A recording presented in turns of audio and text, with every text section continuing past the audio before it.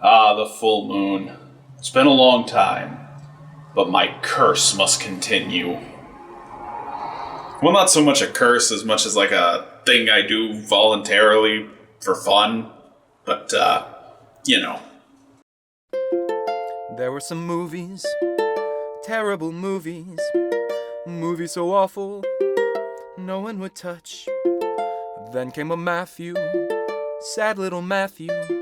Matthew decided these movies to watch. For every good movie, there's at least 10 bad. Matthew gonna drag himself through the crap to find the worst ones there are to be had.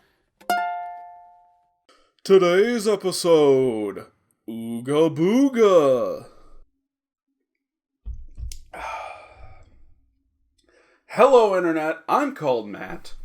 It's been a long time since I talked about Full Moon, and I know I still have a couple more Evil Bong movies to get through, plus the review for Evil Bong 3 seems to have gotten lost somewhere. I'll look into that. But, before we move on with that series, I have to talk about a spinoff to another movie that I already reviewed, because it crosses over with Evil Bong 4. Fucking Full Moon. Ooga Booga is, of course, based on the runaway star of the hit film Doll Graveyard. I don't know, I think they just like the puppet? I don't know why, it's a kind of racist, you know. Of course, Charles Band directed, and writing credit is given to Kent Rosenbusch, a frequent Full Moon collaborator. Worked on a lot of the Evil Bong movies. They do not credit Dominique Muir, the writer of Doll Graveyard, who originated the character. But he died like 3 years before this movie came out, so too bad, so sad, Dominique. Though perhaps the people they should have credited are William F. Nolan and Richard Matheson, the writers of Trilogy of Terror. See, Trilogy of Terror was a fairly popular TV movie from the 1970s. It was a horror anthology, and one of the segments, and by far the most popular one, was about an African doll coming to life and killing people. Now, in Doll Graveyard, that's a coincidence, maybe an homage, not in a standalone Ooga Booga movie.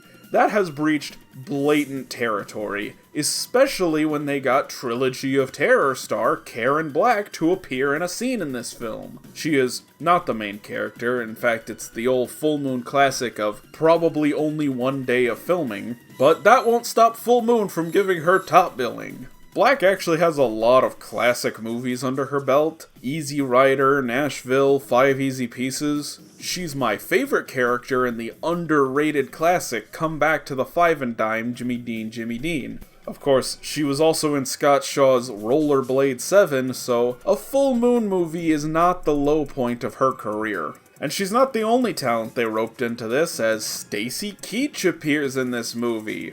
This came out the same year he was in Nebraska, a Best Picture nominee. Dude, why? Then again, Charles Band just directed a Best Picture winner. There's another weird thing. This film came out in 2013, 8 years after Doll Graveyard, and it doesn't really mention Doll Graveyard, so it's almost like they just wanted to do a Trilogy of Terror thing and dug up a character to fit. Who knows? Now, before we begin, I'd like to thank Josh Volchko, one of my lovely patrons over on Patreon. Thank you, Josh, for your patronage. Do you like my show? Consider supporting me. Don't like my show? Consider helping it improve. There's a link to my Patreon down in the description. Just $1 a month gets you these episodes one day early. And with that, let's get into the Doll Graveyard pseudo spinoff that doesn't actually follow the continuity of Doll Graveyard, Ooga Booga. Pull up your overalls, Piggy Wiggies. It's Hambo time. Hambo is so fine, and Hambo is a swine. Hambo the wretched, I'll always keep in mind. Was not expecting this film to start like that, but okay. So we start the show on the set of Hambo the Clown, and I got no beef with clowns, but this thing is ugly. I guess that's the joke, but it does nothing for the watchability of the scenes he's in. And he's jerking off. Good. Glad this is how I spend my time. At least that's not a fucking cookie this time. Those wonderful children are out there waiting on their hero. Hambo is no one's hero.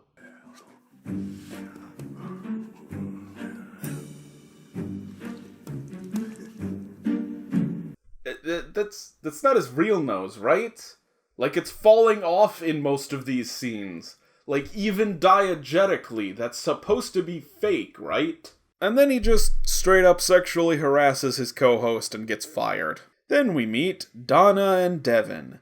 Devin just passed his exam and now he's a doctor. Your mama worked 3 jobs so that you can have the opportunities that she never had. That most of us never had back in the day and still don't. That's where we have a difference in opinion. Really? Look, we all have opportunities in front of us. But you gotta put down the Xbox, gold teeth, and dreams of restitution to take advantage of them. Full Moon, put down the social commentary. You're not responsible enough to handle it. And for some reason, Devin and Hambo are friends? Why? How did they even meet? I also want to point out how poorly tracked this sound effect is. So Hambo's new idea for making money is a series of racist and otherwise offensive dolls. I see we got the gook. This film actually predates Ginger Dead Man vs. Evil Bong by a little, but in that film we clearly see the Gook was based on a real guy. Of course, Ooga Booga is based on a real doll from the 1900s in this universe, presumably. Then Hambo takes the time to specifically mention every doll, because they're all available on Full Moon's website. And that's what sort of rubs me the wrong way about these dolls. Like, if they were just offensive, but then it was like the offensive character making and selling them, I'd be fine with it. But then Full Moon is also actually selling them, and it seems like they've just sort of invented this character to get away with selling really offensive dolls. But hey, speaking of Full Moon merch, this gas station is selling something from Charles Band's Evil Bong, which canonically happens in this universe. Continuity much? Although I guess I can't expect consistency between movies when this guy asked for squirties, You guys got squirties? but he gets a slurshie. It's the same scene. It's a celebration. Yeah. Celebrate by drinking out of a bucket. Some robbers show up and shoot the guy at the register, like, in the head. And Dr. Devin tries to save him without doing any, like, basic first aid stuff. Like applying pressure to the wound. Stuff most people, but especially doctors, should know. Well, they might not know what doctors do, but they know what police do. You need to shut up and keep your hands where I can see them. You animals. I called you guys. Uh-huh, sure you did. He's dying. He may already be dead. We heard your confession when we walked in here. Confession? You think I did this? One dead kid. One living black kid. Easy math. And you know, not that I disagree, but that feels like a message Full Moon should not be making. Especially in a film as offensive as Ooga Booga. And then he just shoots Devin. Oh, and the broken slurshie machine transfers Devin's soul into Ooga Booga. Okay, in Doll Graveyard, Ooga Booga, first off, was a doll from, like, the early 1900s, not something Hambo invented. But secondarily, he was one of a few dolls that was cursed by, like, this demon girl. Did not have the soul of another person in him. Why would you rewrite this character's backstory and just retcon Doll Graveyard out of existence? Did you just want to do, like, a Trilogy of Terror thing with, like, a police brutality angle? And you're like, well, fuck, we already have, like, the African doll character. We'll just bring that puppet back and, Forget about that other movie he was in. Secondarily, heavy Child's Play vibes, though to be fair, not as egregious as Ginger Dead Man. Stacy Keach shows up and is kinda racist.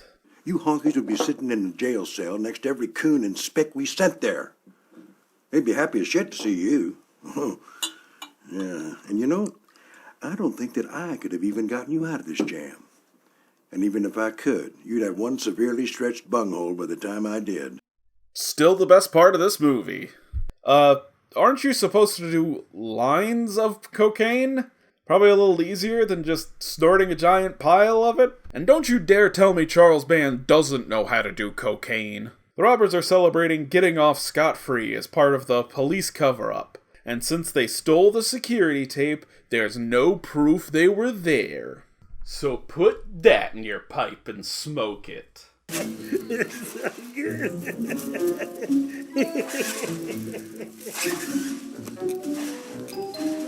Dude, it's an expression.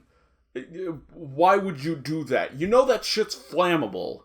And also, like, not really a good thing to smoke. What are you doing? Ooga Booga, or, you know what? Devin. I'm calling him Devin.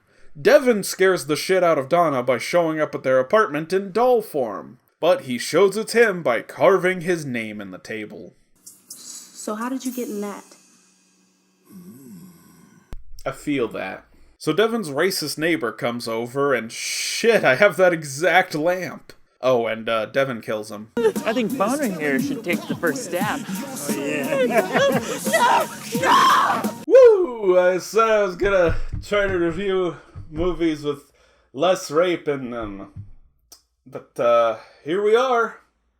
And I can't just ignore it, cause, like, it's so fucking poorly executed. First off, it's the convenience store robbers, so characters Devin already has reason to kill, and then he doesn't, like, show up to stop them. If at the very least he had killed them before they could do anything, I'd write this off as cliché, but no big deal. But no, this movie just has a rape scene for no fucking reason. Just to make you dislike these characters a little bit more. And even worse, they give the character who just got raped a nude scene directly after she got raped. And Devin shows up and, I quit. No, seriously, I quit. I'm not even finishing the review. I fucking quit.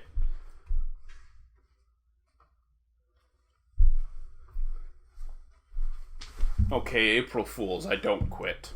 Judge Stacy Keach assigns the murder cop to check out his illegal drug business. Keach never leaves this room. Again, Full Moon Classic, get a popular actor in for one day of filming technique. At least he got in costume. Karen Black just showed up in her pajamas. And, in this excruciatingly extended joke, she flirts with the cop before telling him where to find the drug runners he's looking for. Are those the Sardonicast heads in the back there? And yeah, the people selling drugs are the same 3 criminals from earlier. Are these 3 just responsible for every crime in this city? Why would drug dealers resort to petty crimes like robbing a gas station and, you know. Of course, the real interesting part of this scene, for me anyway, is that is adult film star Siri. I usually have to check IMDb to find out these people are porn stars, but I knew that one right off. Not sure how I feel about that. Although this was the only movie she's been in, so makes me think a little less of her. She does do some pretty decent acting. In fact, better than some of her videos. Dude, just chill out. He's too self-important to come down here. There's not a problem. Kinda seems like you forgot your line there. Look, man, you know, things are bad with the economy and people can't pay rent, so... Too topical. People always have enough money for drugs. Well, that's fair too. Donna shows up with Devin hidden in her purse. How she knew those criminals, and especially the police, were here is beyond me. Make it snappy, will you? I don't want to miss my program. Yes, of course. Maybe that handsome Officer White will be on tonight again.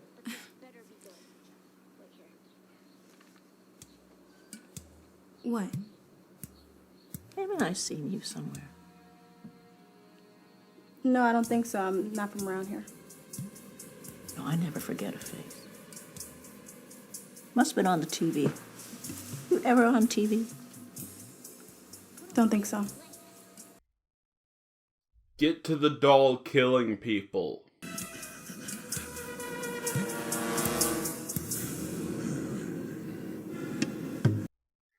Hilarious! Get to the killing!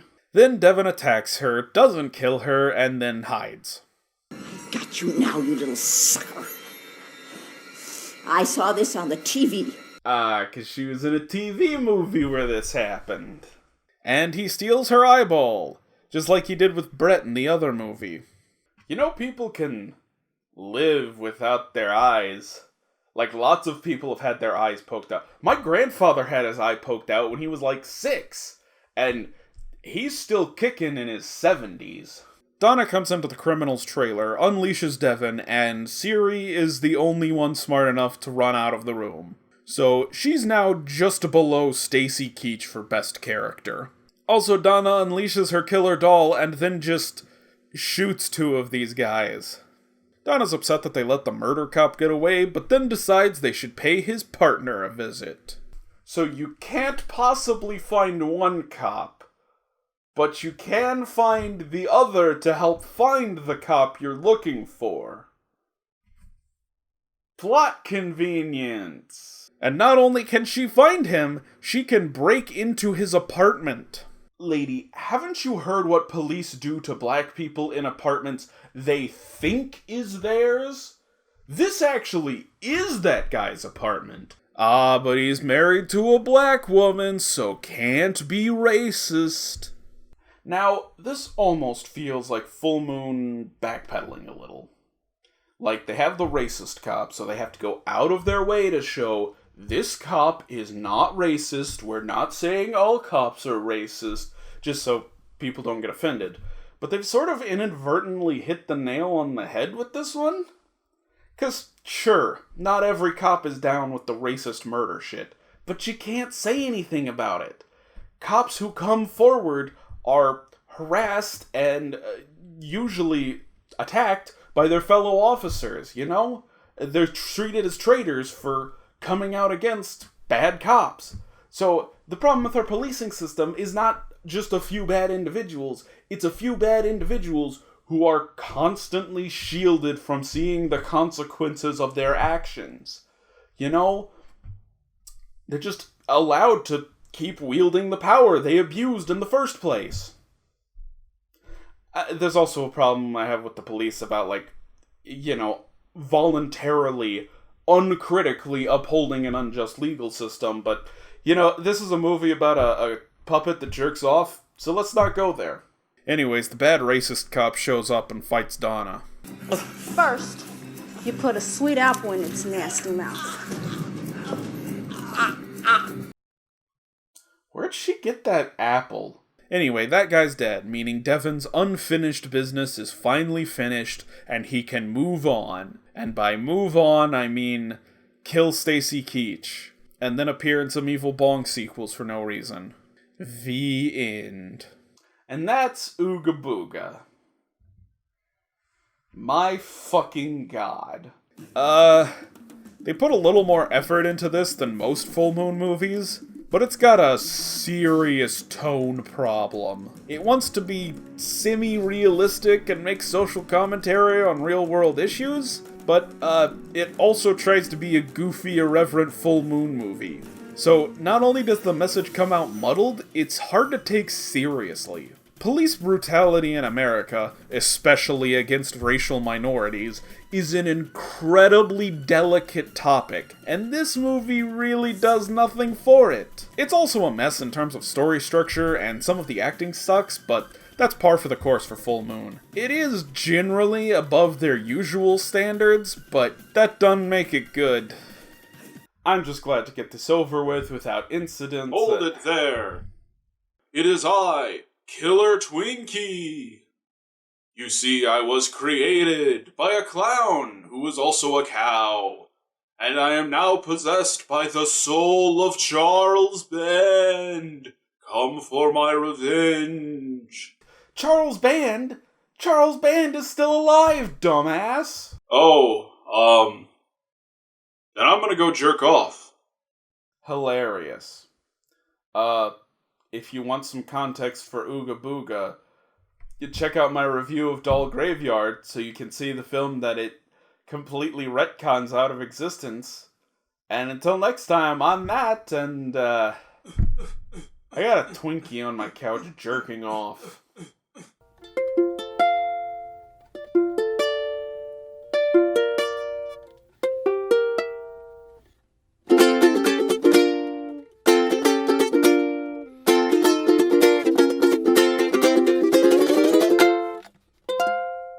I just want you to know, Deb, that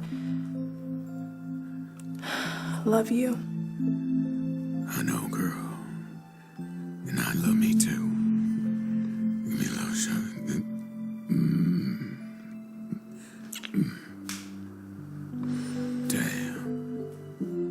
Damn, girl.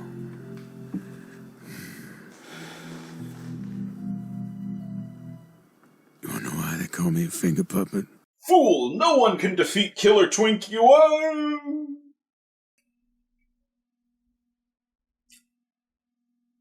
There's another character I never have to reference again.